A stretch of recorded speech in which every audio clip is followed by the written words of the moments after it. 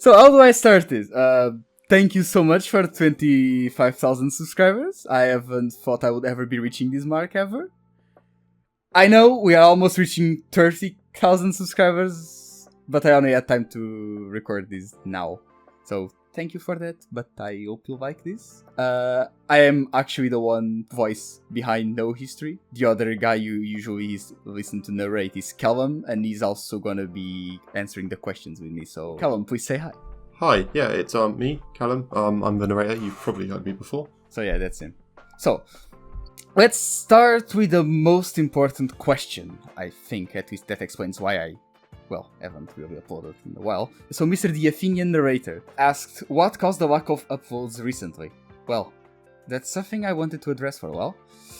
And too long didn't read, I've been working at a very labor-intensive and time-consuming job for the past months in order to save money to go back to uni. However, I have good news. The contract ends next month, so I guess I can release 3 videos until October, maybe. I won't promise anything. I wish to make a video a month at least. That's my goal, but perhaps I won't be able to do it, but at least I want to make sure that it's my goal. I want at least a video a month. Hopefully we can. We will have 1 video in July. No, we won't.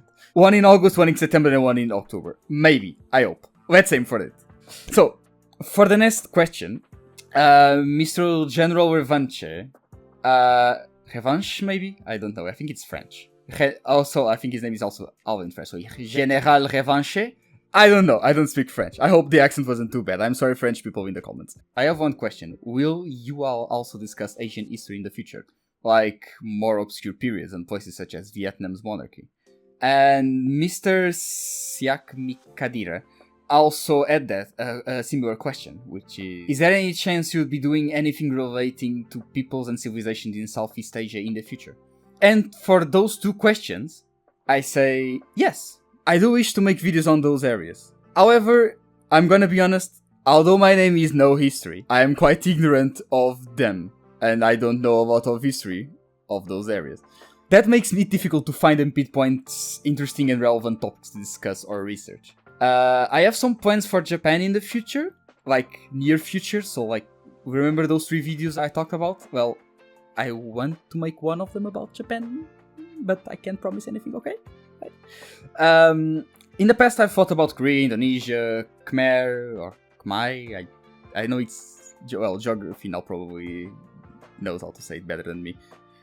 I'm gonna include a clip of him saying it. The technically correct term to refer to the Cambodian ethnicity would be Khmer. Yeah, that's right. All this time you thought it was Khmer, right? No, it's Khmer. Okay, so Korea, Indonesia, and Cambodia. But like, it's a new world to me. If you have a specific topic that you want me to take a look, please leave a comment down below. I can't promise I'll cover it, but I can always take a peek. Maybe get mesmerized and I can make it a video like 5 weeks later. Maybe not. We'll see. So the next question is from DWK, and it's our favourite historical setting for a game/movie. So it's actually quite a tough question, because there's so many options to choose from. But I've always been a sucker for ancient Rome, which I know is like the default history setting for like media and games and stuff. So I know it's been done to death, but yeah, it's just one of those things that I have. It might be because I was largely introduced to history as a child with video games like Rome Total War and HBO's Rome. So that's always had like a lasting legacy and has like sort of defined history to me. So yeah, definitely ancient Rome. Well, as for me, as a massive weeb I am, I love medieval Japan as a historical scenario for movies. I won't lie to you. As for games, I honestly prefer sci-fi, but given my 2500 recorded hours in Europa Universalis, I'll think that my favorite game historical scenario is probably the Renaissance. Also, shout out to Assassin's Creed 2 as well. It's amazing. Yeah, I didn't mention Assassin's Creed, but now you've said that, definitely, like, Assassin's Creed the Ezio trilogy specifically. So, user Raquel asked, what was the historical event that you guys learned that got you the most interested in history? And again, the Athenian orator asked something similar as well, which was, what got you interested in history to begin with? Yeah, so I kind of answered this in my last one, so but I will expand on it a bit more, I guess. So yeah, Rome Total War and HBO's Rome were like some of the first historical period media I was exposed to as a child, and I would have been about 8 or 9, so that was sort of the age which I started to really learn history in school. Also around me we have a few like Roman ruins and stuff, so I went to them as a kid, so that really like doubled it down in my mind. And while I'd say that sort of fueled my love for history as sort of a concept, history as a subject wasn't something I did until later. Just because that's how school works, you kind of don't really do history in school like properly until you're a little bit older. And probably with regards to that, it was probably South Africa, apartheid and civil rights. And mainly, I remember we were shown a short excerpt of a film about the Sharpeville massacre, which had quite a lasting impact on me. And yeah, it definitely got me into sort of reading history and debating it and writing essays and all that sort of stuff. Yeah. Well, as for me, what made me interested in history, I won't lie to you, it was Europa Universalis 4. Yeah. So I was pretty much in high school, a friend of mine recommended me, oh, you should play this game. Okay, sure, I'm gonna try it. And I played it.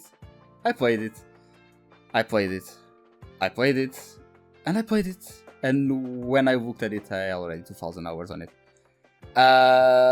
Well, the more I played it, the more I craved to learn more about the nations that the game had and their dynamics. Like, I wanted to understand why this nation did this, why this nation did that, why did these guys fought each other, why everything happened. It was interesting because I guess I could say that I was playing and I was learning at the same time. Even though, like, the game didn't tell me much. Like, I would play, I would make a war, and I was like, okay, wait, why did these guys fight? Why did this event pop up? Like, it was a very thought-provoking experience. And something that I learned that really got me interested was, for example, the colonial times. Like, why did Europe decided, let's colonize, let's create trade routes? Like, it never happened before. Why did they just decided, let's leave Europe and, like, the surrounding areas, like North Africa, and let's actually explore, like, Southern Africa, let's try to find a way to India, let's discover a new continent, like, anything. Why did you guys do that? What motivated you? Like, I wanted to know, and I also had a deep interest in seeing, like, the dynamic between these random Europeans popping up all over the world and the natives of the region. For example, the Portuguese going up to Japan and creating massive religious conflicts and making the country go closed because they were sick of foreigners meddling with their affairs, I guess. Like China having problems with the opium wars because Britain just wanted to open their market. So I don't know, like I just want to understand dynamics and trying to understand what motivates people to do some things throughout history. I think it's something that still motivates me when I'm writing a script. For example, the Greeks of Central Asia, one of my favorite videos to research. Like, why were there Greeks in Central Asia? What motivated them to go there? What made them go there? What happens? Why didn't they go back to Greece, for example? Well, they had their own place there. It was their place, and they had their own history there, and they messed with the locals. It was nice. It's interesting to learn that. And I think, like, intra-human relationships, it's very interesting to see. So the next question is from Beats, and it's quite a good one, and I imagine it could be pretty controversial. So what do you think about this new way? I'm assuming that means, like, YouTube and online history. What do you think about this new way to learn history as an alternative to actual school? So probably a bit of a controversial opinion for somebody who is helping to make content on YouTube, but I don't think that our videos or any video on YouTube should be used as an alternative to traditional school-based or university-based education. And I think that's purely not because the sort of the content is wrong, but because there's far more to history than just knowing dates and events and such. I'd say it's more so about sort of skills like debating, engaging with sources and sort of decoding an argument from that, which can hold up to skepticism and other people's counter arguments. It's about being able to adapt your argument a lot as well, in the light of new evidence, which all of these things have a real importance in modern day life, in trying to sort of read the news and understand what's really going on behind the scenes. And of course, especially today, that's extra important with how dramatic the past few years have been in real life. And that's something I don't think a video can teach you, because ultimately you're just watching it. You're not particularly engaging in the same sort of way you might be engaging with a source at school. Once you have those skills, yeah, sure, watch as much as you want. And even if you don't have those skills, there's no inherent harm in watching YouTube videos, and it can have, if you just have a casual interest in trying to learn about your, humanity and our past, that's completely fine, and I understand that. But I also think it's important to be aware. YouTube specifically can have some really questionable creators who don't, for example, post their sources, or they might engage with sources that are discredited from mainstream academia. And unless you've sort of gone to school and had these classes, it can be quite difficult to spot that. So yeah, and that applies to us as well, right? We've made mistakes in the past. We try as best as we can, but we're not professional historians. We're somebody who's been to... That's actually a spoiler, so I'll save that. But yeah, we aren't professional historians, and it's important to take what we say with a grain of salt, because ultimately we're historical sources too. Our own biases affect what we say, even if we try not to. So yeah, just consider that whenever you watch history videos, not just ours. As for my point, it's actually a bit different than Callum's, because in Portugal, history is taught in a very different way. So, we don't usually debate. The way we learn history is just, you memorize dates, you memorize events, and that's it. At least that was my experience, and I've had history for a while, and I only started debating history when I went to university. So, in my point of view, YouTube can replace school, though I don't advise it. I don't think YouTube should replace school, but like Callum said, it's a great addition. If you want to learn about history, YouTube is a great place to learn. It's a great place to expand your horizons, to search for new things. But it's not something you should take for granted. Like he said, our videos can have errors, and although we try as much as possible to avoid them, it's only human. We are not proper academics.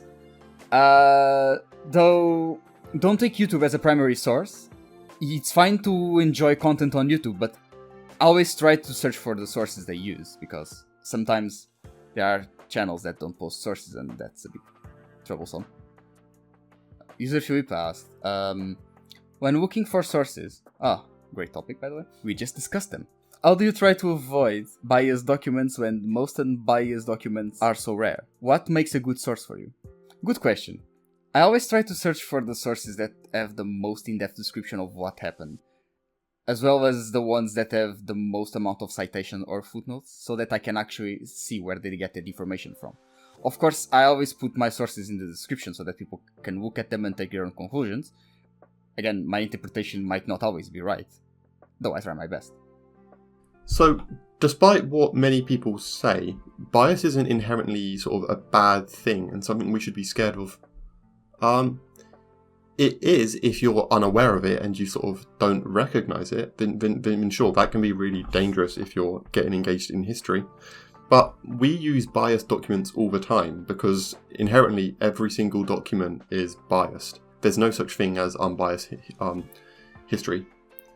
What's important is spotting it and trying to decode why that bias exists and what that bias can tell us. You can actually find out a huge amount of extra information that's often just as important as what the source itself might say, by trying to work out, for example, who wrote it and why they wrote it the way that they did. For example, if somebody, is obviously not mentioning something because they don't want to or they don't like the subject, you can read into that and work out, maybe this person doesn't like to talk about that thing. What can that tell us about that person? Even if they haven't written it. For example, Asa, who was a companion of Alfred the Great, and wrote quite a bit about him. He's sort of how we know about him. He failed to mention a lot of things that we know happened, and he mentioned other things that we don't really find in other sources. And often these sort of concern certain pagan aspects of Alfred's sort of kingdom, sort of the shaky Christianity often. And that shows us that obviously Asa was hugely Christian and didn't want to write about these things. We can't tell that from what he wrote because he didn't write it, but it's sort of reading between the lines and trying to find his biases that can tell us a huge amount more. Bias exists for a reason, ultimately. People are justified in being biased, if that makes sense. And so trying to work out why that bias exists is really important, and it can tell us a lot. So we shouldn't actually avoid biased documents, because you can't. You just have to know how to engage with them and to take them within their context. Sure. And next question is from Donald, and it's, what are our academic backgrounds? So, for me, I've got an upper second class degree, Bachelor's of Arts with Honours from the University of Kent in History. I graduated, I think, in 2021. It gets a bit weird because a certain pandemic sort of made years go all wibbly wobbly, and I didn't graduate the year I actually finished my course. It's all a bit weird. I did modules in a few different things. I sort of try to have sort of a wide scope of history and then narrow down. So sort of in my first year, I did history on the Catholic Church. I did modules on Alfred the Great and Charlemagne, a comparative history course. I did stuff on feudalism, which turns out feudalism, according to some historians, wasn't even a thing, which was quite interesting. And I also did, then I sort of moved it more into modern history, because that sort of was more the rave in history now, is to focus more on modern cultural things. So I moved into the British Empire, and then that evolved into cultural history and societal history, specifically in France and Britain, before and after the First World War, and also a sort of industrialization in those countries. My dissertation was about the cultural legacy of the First World War on France and Britain, and how that sort of changed how citizens and colonial subjects in these countries viewed their empires, and how that in turn led to the disbandment of their empires. As for me, I'm actually still taking university classes. I don't know what exactly my degree will translate to in English, but I think it can be summarized as a social studies course with a history minor as well as an ancient studies minor, or module if you are from UK. But that's pretty much what I try to take my classes on. It's history, which I try to focus more on the ancient part, not as much as modern history, which is weird because I said before that I prefer early modern history, but I actually am a bit crazy for ancient history. And I think that also explains why so many of my videos are about the ancient times. So yeah, that's what I plan to do, and hopefully I'm done with university in about 2 years. So the user The Nation Guy asked us actually 2 questions. Who's your favorite Diadochi general? Well, for me, I would say Antigonus. I think it's the name of the guy.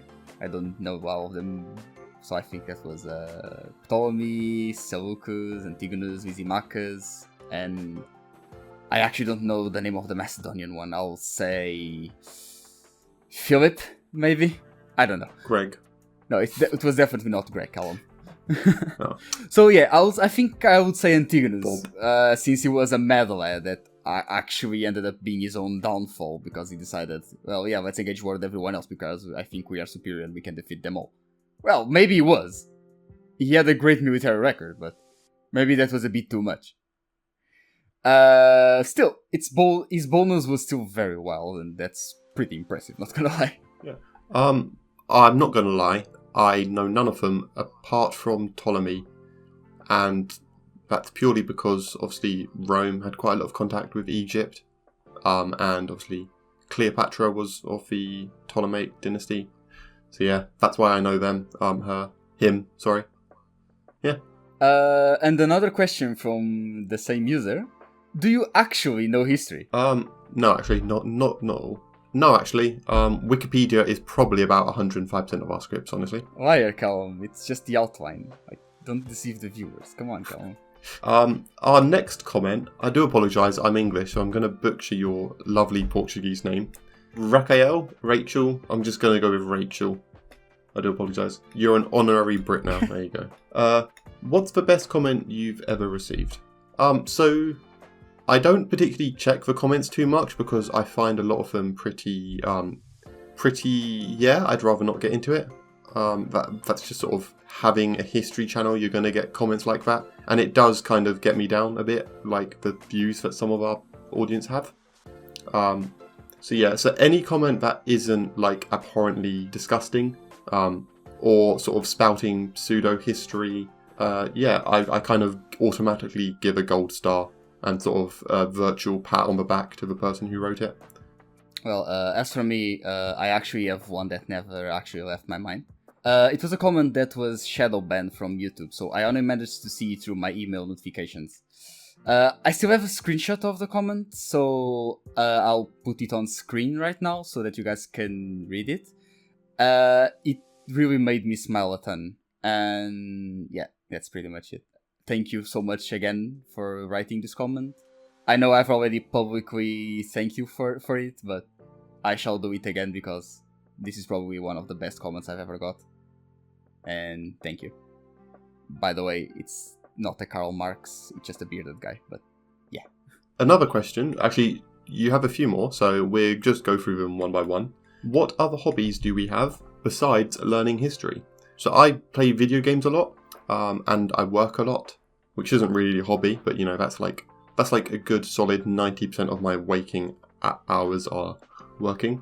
I'm an avid sim racer. I play a lot of like Assetto Corsa and Formula 1.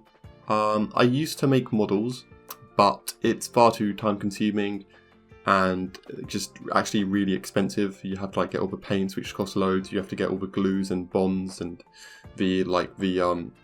all the equipment so that the paint doesn't come out horrible. It can cost hundreds of pounds to get all the pumps and stuff. I read a lot too, or at least I try to. I'm currently almost finished with A Song of Ice and Fire. Hopefully, I should be finished actually by the time this video is probably live. Good luck with that. Yeah. Well, as for me, it's pretty much gaming. Yeah, pretty much it. I just game a lot. And other than that, probably just a bit of anime as I'm a massive weeb. So, yeah. Sorry. Other than that, that's not pretty much I do besides trying to cook, though when working such long hours I don't actually have much time to cook, though it's a bit of a passion for me. I like to try foods and make foods from very different places, so it's nice to expand your horizons of your taste buds. Yeah, that's pretty much it. So next question, also from Rachel, the last one actually. What, in your opinion, is the most essential quality in a historian? Good question, and quite actually hard to think about. Sort of on top of just sort of nailing the fundamentals of sort of history as a subject, like, you know, debating, essay writing, rhetoric, being able to form arguments and such, I think keeping an open mind and being understanding of different people and understanding that people in history were people just like you and I, even if they were on the other side of the world. I've read a lot of history from like the 1800s and such, where obviously the people writing them had very questionable views, views that wouldn't be accepted now at all. And it's extremely easy to dismantle their history, what they write and their arguments, purely because so much of it is founded on these, these prejudices and bigotry. And it just shows that, if you have that mindset, you kind of lose track of reality, and you just let your own internal prejudices basically dictate what you write and how you write it. And that's a massive trap in history. And I even see lots of people do that today, to be honest. I would say the most essential quality in an historian is critical thinking. Like, many sources are blatantly biased. After all, for millennia, history has been commissioned as a way of boasting oneself for ages. One has to be capable of thinking, isn't this a bit too fantastic and grand? Like, you won't believe that one king lifted an elephant with one finger. Like, that's just a legend, of course. But, of course, this is not as subtle. But many details in history are very subtle boasts to one king or one person in history. And it's very important to be able to look at it and think, this doesn't sound right. You need to be able to think what's humanly possible or not. Or humane, I guess. Like, it's nice to be able to think of history on a human level, not on a legendary level. That makes everything much more relatable to you as a person. Next, Wondrous Blizzard asked us, do you play Crusader Kings? If so, do you remember the weirdest thing that happened while playing it? I don't think No History does, but I do. Probably, I actually pre-ordered Crusader Kings 3, which, in hindsight, knowing how awful Paradox releases tend to be, until like they're like 5 years old and have content added, probably was a mistake. But, you know, I was super hyped for it. And actually, it was actually pretty good even from launch, to be honest. But at launch, and even for the first few months, I think, it had a disturbing tendency on Crusader Kings 3 to basically force, or try to at least force, incest onto you. So like there would be random events where my character would just have seduction scenes with their mum, and obviously I would always decline it because, yeah, you know, but that doesn't seem to happen as much anymore. So it must have been a modifier in the files that Paradox patched out. It might have just been, you know, like a prank from one of the employees. I don't know. But either way, it's not so much a thing anymore. Actually, Callum, I used to play Crusader Kings a lot, just Crusader Kings 2. Nowadays, however, I don't really pay much attention to it. But there's one specific story that never left my mind. So, I was playing as the almighty Great Duke Giorno of Ceuta. And I already pretty much conquered most of Northern Africa, and parts of Iberia and southern Italy. I survived the Black Death and many other calamities. Well, it was being a great run. However, there was one fatal day where my character developed a flu, which required the special attention of my physician. And for the people that play Crusader Kings, they probably know where this is going. Well, he suggested a quick and effective treatment, which I accepted. Well, it's my physician, he has good stats, what can go wrong? He likes me. Well, not long after, well, he chopped my balls and made me a eunuch. Well, at least I got cured from the flu. So one's gotta think positive, right? Anyway, it was really close to a game over, and I'm glad my brother had a son. Otherwise, yikes. So the next question, and last actually, it's been a pleasure, is from David Le Oshinoko. Apparently that's how it's said according to No History. Connoisseur. And the question is, if you had to choose one country to live in, very political, we love it, which one would it be and why? Same question, but for a country to investigate about. Honestly, there are far worse places to live than the UK, and like, generally I really like it here. People are kind of accepting. There's not a huge amount of bigotry compared to some places. I have some certain characteristics which, you know, would make me a massive target in some places in the world, but luckily that's not really an issue here. So there aren't too many other places I'd consider, because the UK does rank quite highly in sort of, you know, how we treat people like me, if that's all I'll get into with that. Possibly New Zealand. You know, they speak English. It seems extremely beautiful over there. Basically Australia without the venomous spiders and animals that will just kill you for fun. Also, it seems a bit more stable, sort of politically and culturally. Less stuff seems to happen there that makes sort of the news. Maybe it's just because there's less of them. Norway or Iceland are also sort of up there, probably my second and third options. I don't speak Norwegian or Icelandic, but apparently basically everybody there speaks English, although I would feel like a massive idiot if I went there and didn't learn the languages. Although they're probably not too hard. I speak a good amount of German, so it's probably, you know, it'll probably help. I'm aware that German's very, you know, not like Norwegian or Icelandic. Scotland too, you know. I kind of can understand Scottish people. I'm joking, of course. But yeah, you know, the weather's lovely, cold and grey, which I love. And it kind of seems to me like the best parts of England without many of the worst parts. So that's always a good option for me. All are developed and progressive countries, which are kind of essential for me. Yeah, that's about it for where I'd want to live. As for where I would investigate, well, I'm actually woefully ignorant of African history. Also, to a large degree, South Asian history, which is another sort of topic. Indonesian and, those islands, I basically know nothing about, if I'm honest.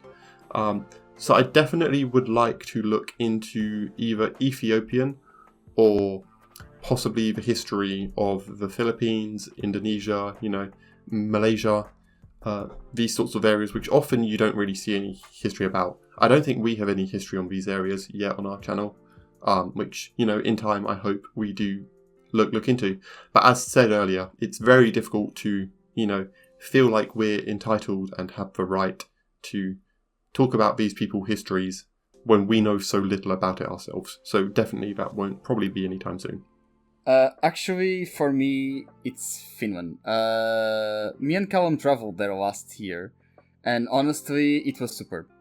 I love the weather, the scenery, and honestly, compared to Portugal, my home country, the cost of living was actually amazing, and housing didn't seem to be a problem. If only they spoke English, I would be saving to move there as soon as possible, but Finnish is a language, I guess. Well, as for investigation, one country that I like to research a lot about is Greece, both ancient and medieval, as well as Portugal for its colonial history, of course. Yeah, I'm biased, sorry. And Russia. Russian history is very interesting and fascinating, and I hope to cover more of it in the future. Yeah, and those were the questions for the 25,000 Q&A. Hopefully we reach 50,000 or 100,000 someday in the near future. Who hopes? Who knows? The YouTube gods know and they don't tell. So yeah, I hope you stay around till then and you get some more questions by that time. Calvin would like to also say a few words. On my hand, it's just a very big thank you, and I hope you keep enjoying our content for the time that has to come. I don't know why you dropped me in it like that, but yeah, I mean, of course, thanks everybody for subscribing and watching our videos. And yeah, here's to 50,000 whenever that happens. Probably never. Well, maybe in, who knows. The universe works in mysterious ways. That's, But, yeah, thank you for watching, seriously, and yeah, here's to next time if we ever do another Q&A, which, assuming we hit 50k or whatever, we certainly will. Unless people have other sort of ideas for things they might like us to do, as sort of one-offs, not history-related videos. So yeah, if you have some ideas, please leave a comment. We will take them into consideration. So see you next time, and thank you for watching.